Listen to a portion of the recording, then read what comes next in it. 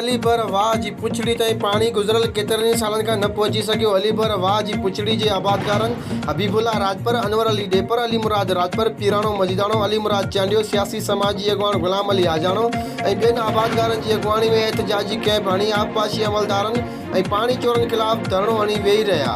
आबादकारनि जो चवणु आहे त मुसलसिल केतिरनि ई सालनि ताईं अलीबर वाह जी पुछड़ी ऐं मौजाई शाख जी पुछड़ी में 7 ॾींहंनि में मुकमिल पाणी न आहे।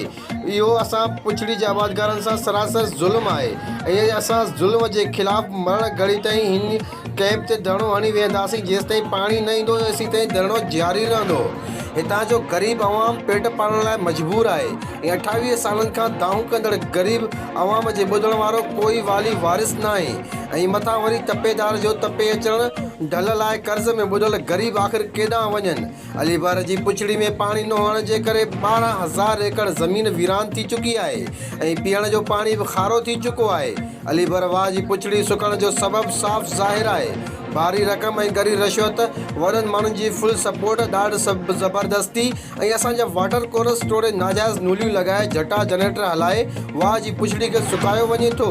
आख़िर एॾी लाक़ानूनियत इंसान असां ग़रीबनि सां छो? हर गैर क़ानूनी वाटर ते वाठा मुक़रर जेके हर महीने उगाड़ी करे SDO वटि पैसा पहुचाइनि था। करप्शन जी बाज़ार गरम। अलीबर वाह जी पुछड़ी जो पाणी वाकनि ते विकामी वियो। असांखां सहारा खसिया विया, पाणी जा वारा खसिया विया।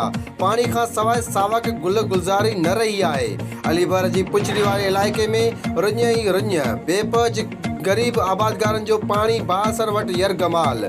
ग़रीब हारनि ऐं आबादकारनि ते रहम करे पुछड़ी जो बुनियादी हक़ पाणी ॾियो। ॿियो असांखे कुझु न खपे, बसि असांखे इंसाननि वारो बराबरी वारो हक़ खपे।